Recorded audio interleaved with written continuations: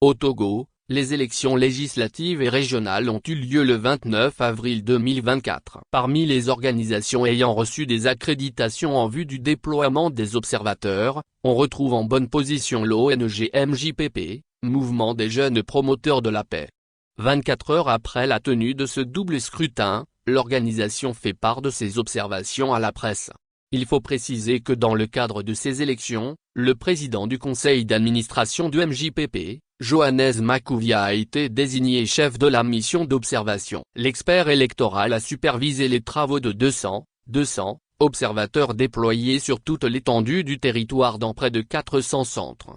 Présentant le rapport préliminaire, Johannes Makouvia a souligné que le document présenté relate les conclusions jusqu'à la fin du dépouillement des voix dans les bureaux de vote, mais ne couvre pas la phase de compilation et de transmission des résultats. Sur l'ouverture des bureaux de vote, la mission dit avoir noté le retard dans certains bureaux de vote causé par l'ouverture tardive de la classe, l'absence d'urnes dans certains bureaux de vote, l'absence des couvercles de certaines urnes, l'absence des vignettes sur certains bulletins de vote, le manque de fiches de dépouillement des élections régionales, le manque de fiches de dérogation de certains délégués, l'absence de scellés de certaines urnes, ainsi que l'état de certains bulletins qui se sont avérés mouillés à naquiller, ce qui a entraîné le retard d'ouverture des bureaux de vote dans la zone E.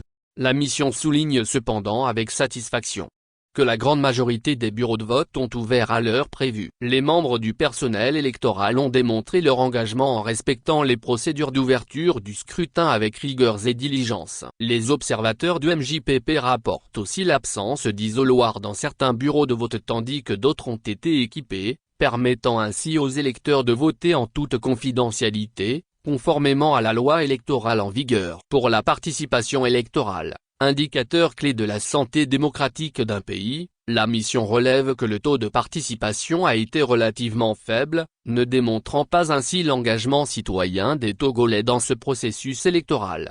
En conclusion, la mission d'observation électorale a noté avec satisfaction le bon déroulement général du scrutin, malgré quelques défis logistiques notamment dans la protection du matériel important pour le scrutin dans certaines zones, les défis organisationnels et défis de participation.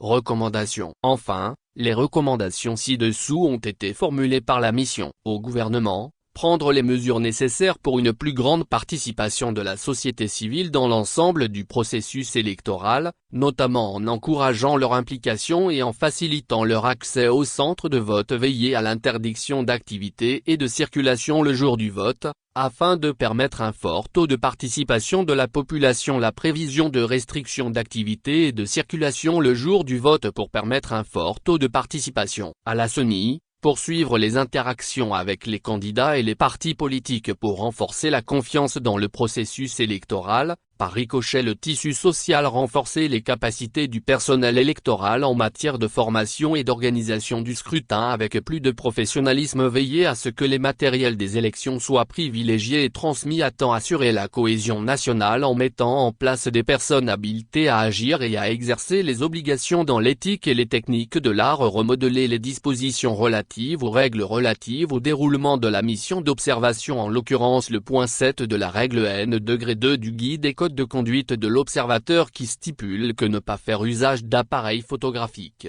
de téléphones, de caméras ou d'enregistreurs audio dans les centres de recensement et de vote, CRV, ou dans le bureau de vote, empêchant le bon fonctionnement de la mission d'observation. Aux candidats acteurs politiques, recourir aux voies légales en cas de contestation, afin de résoudre les différends de manière pacifique et respectueuse des lois. Privilégier le dialogue politique en toutes circonstances pour préserver la paix sociale et éviter les tensions post-électorales. Assurer une meilleure formation et représentation de leurs délégués et militants dans les bureaux de vote, afin de garantir un déroulement transparent et équitable du scrutin. Absence des délégués censés représenter les candidats ainsi que la sauvegarde de leurs intérêts dans les bureaux de vote. À la société civile, mutualiser les ressources en vue d'une observation optimale des processus électoraux, en renforçant la coordination et la collaboration entre les différentes organisations de la société civile engagées dans l'observation des élections. Poursuivre l'éducation civique et la sensibilisation citoyenne pour renforcer la participation inclusive de tous les citoyens, notamment les femmes et les groupes marginalisés, dans le processus électoral. Subscribe Ligue en char for more.